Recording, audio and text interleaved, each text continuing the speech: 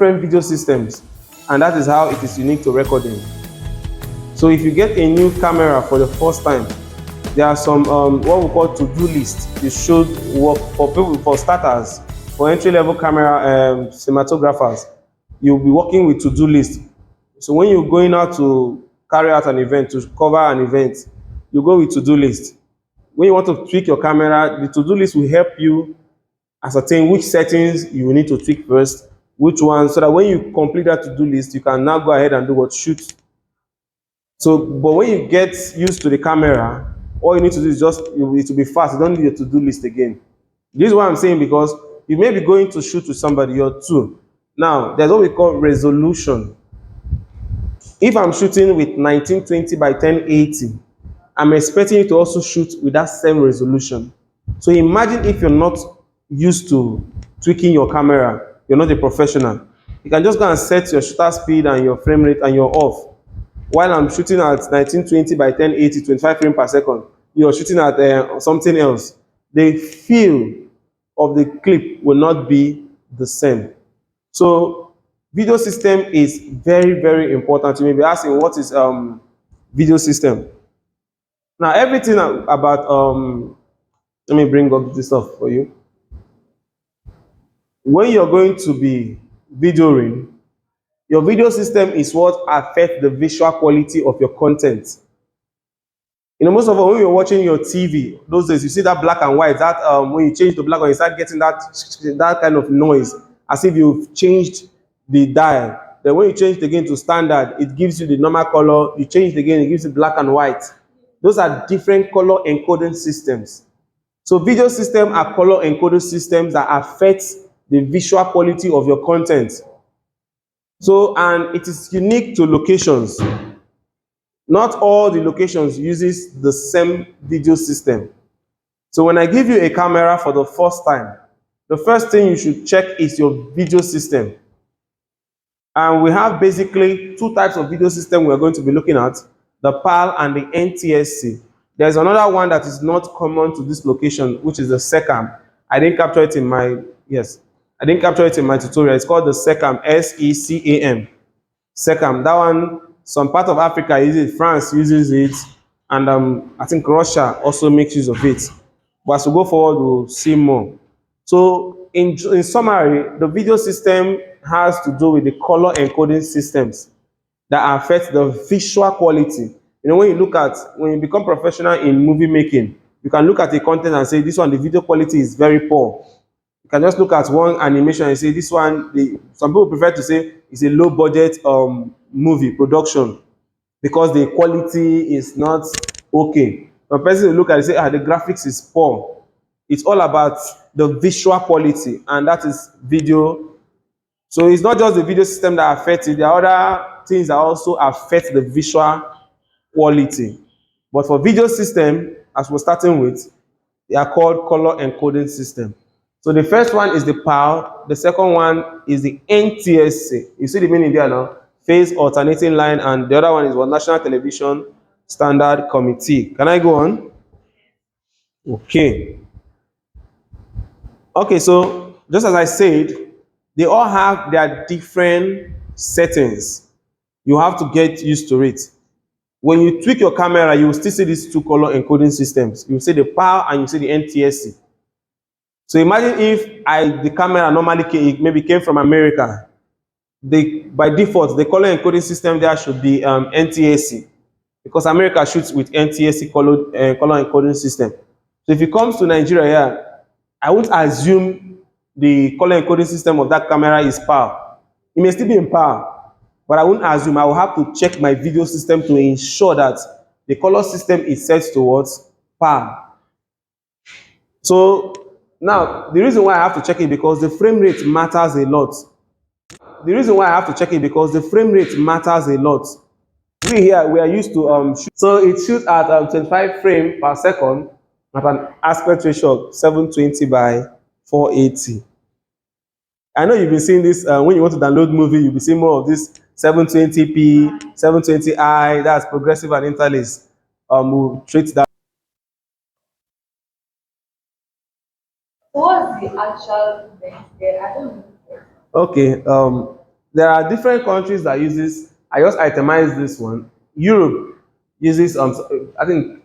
Is there a part of Europe that don't use? I'll find out. But I think for my almost the countries I know in Europe, except ones I don't know. For their video system in United States of America is what? NTSC. That's why I said earlier, you not that you cannot shoot in PAL and manipulate it to be NTSC, but because of professionalism, if you send it to me in the first place, I will know that you're not being professional. It means you don't know my color encoding system. I can, yes, go and edit it and compel it to be 25 frames per second.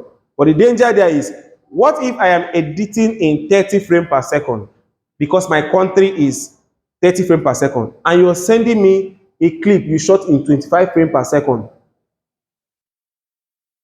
My this thing say I need to count 30 frames before I get to 1 second.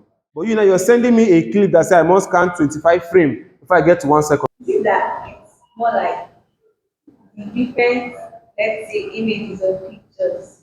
If from here now to that place, if I decide to walk now, if you decide to post me, just be posting me one, just be counting how many times you post me till I get to that place.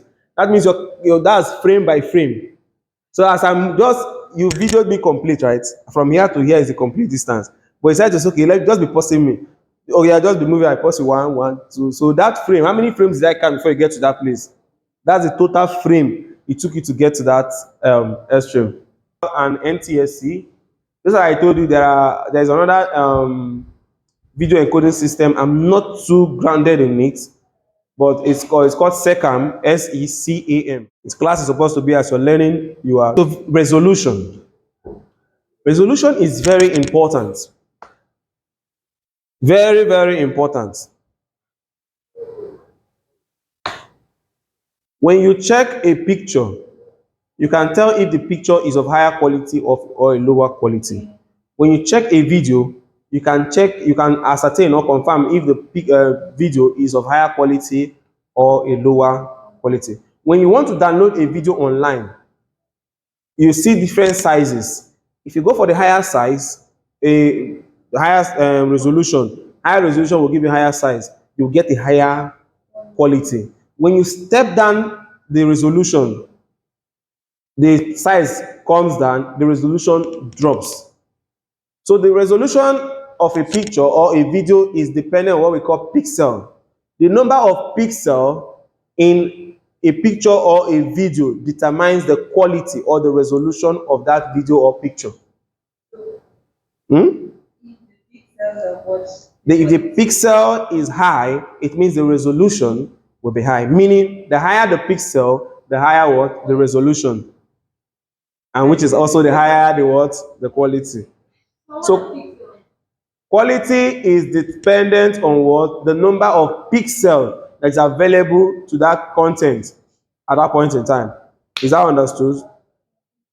Why would people want me to always answer what I know? A video quality is determined by its resolution. Is that true or false?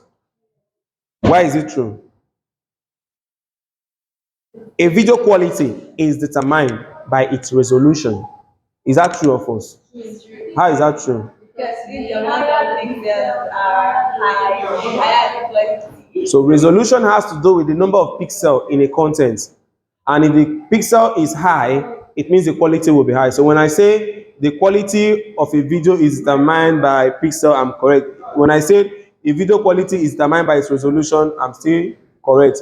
Because resolution, when the pixel goes up, resolution has to do with the number of pixels in a content or a video or a picture.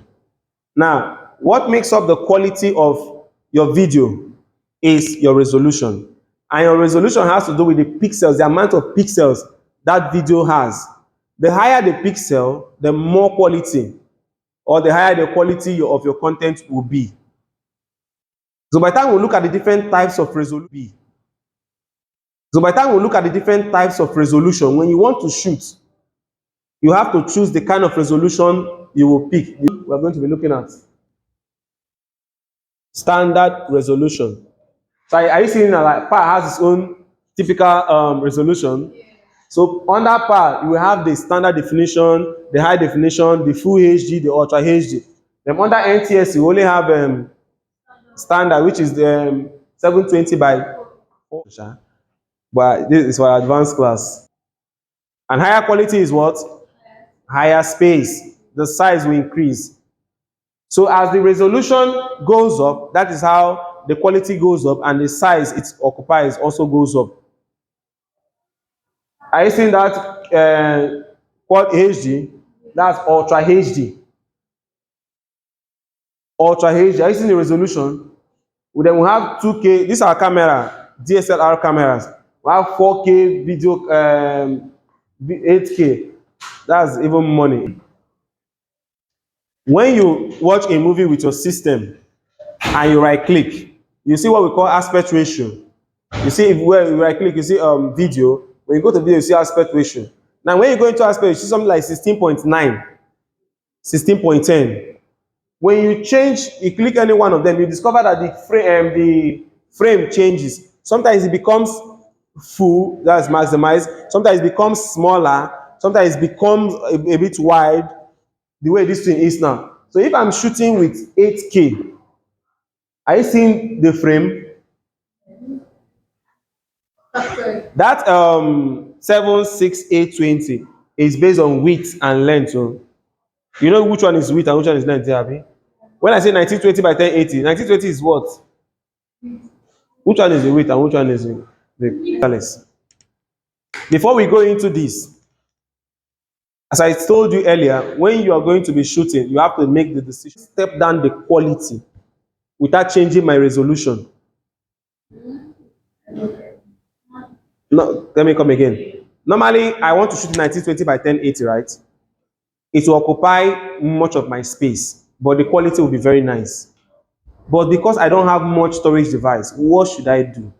Before I would think of changing from full HD to just HD, that I'm stepping down my resolution. Before I would think of stepping down my resolution, I have to exhaust other options. The first option I want to adjust is the use of this progressive and interlace. When I take my video settings and I step it down to progressive, progressive is that kind of video feel that resembles that of your normal video, movie you watch. You watch, yes, now that's what I mean. Progressive and interlace affects the quality also, but it will take a professional to know that you actually stepped your video quality down to interlace. You see, when you want to download, you see 1080i. You see the I under interlace. It means the video normally is 1920 by 1080. Are you getting me? Higher quality. But the person now stepped it down. Your download feature stepped it down to interlace, meaning you are downloading something of the same resolution. But what I've done for you is I have stepped down the quality for you and the size for you, but you're still within that range of that resolution. So if normally 1920 by 1080 is supposed to cover your memory card up to, let's say, 2 gig, that's what that recording would amount to. 2 gig. Let's just assume it's 2 gig. That's 1920 by 1080p progressive. That's everything I can get for that. So what do I do now to get more space? I will step it down to interlace. At interlace now, that means I can get up to 3 gig because I have stepped down the quality. I have stepped down the visual quality. That's what I'm referring to. And when I step down, it will affect what? The quality, and it will also affect what? The size. But you will not know because it will still be within that same high quality, but you will not know. Yes, what's That means the higher version. Yes. Yes. Like most time, everything was just animated. Like the extension, JPEG or appearing. So like JPEG appearing to JPEG is that's picture. JPEG is when you download the picture in JPEG, you see that the background is still there. The white background is totally there. Okay, imagine that picture up there now. If it's a picture I downloaded as a typical JPEG, you see that the white background is still there. So if I carry it and put inside the black background, that white background will still there. You have to now crop out that white background. That's the typical JPEG. It comes with every part of it. But if it's a PNG picture, it's just that picture with no background. Meaning you can just take it and put inside any background. You will not be seeing all those other backgrounds. So sometimes when you're editing, all those graphics you use, clip art, it's preferable you download them as a PNG, because you can use them without passing through the stress of cutting out the edges and all those attached background. But JPEG takes larger size, PNG takes a lower size. Depends on you. Interlace. I say there are all methods of which videos are captured, transmitted, and displayed. We are still saying the same thing. Quality, size, and resolution. Progressive consumes more data, unlike interlace. Images display appear what? More sharper. Okay, I believe we're understanding it now.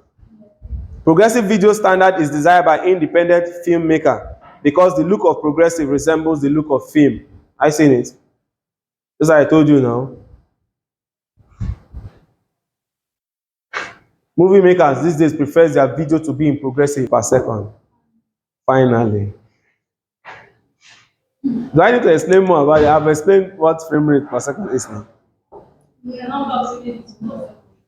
Frame rate, expressed in frames per second, is the frequency or rate at which consecutive images appears on the screen. Grammar. See the next one. Is the number of times the image on screen is refreshed every second, like the illustration I gave to you. The image on your screen, every second, the number of times you refresh them. I don't think I need to explain much here now. I already explained everything.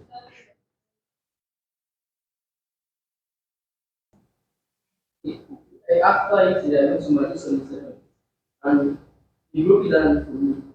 Then when said, the frame rate, the amount of still image in I get in a second. Did you not rhyme with the explanation I gave to you? Yeah. So that's why I don't want to explain again. If you are not here when I give the illustration, stand up. Just raise your hand, don't stand up. Okay, let me just break it down, just as I said, in a layman understanding.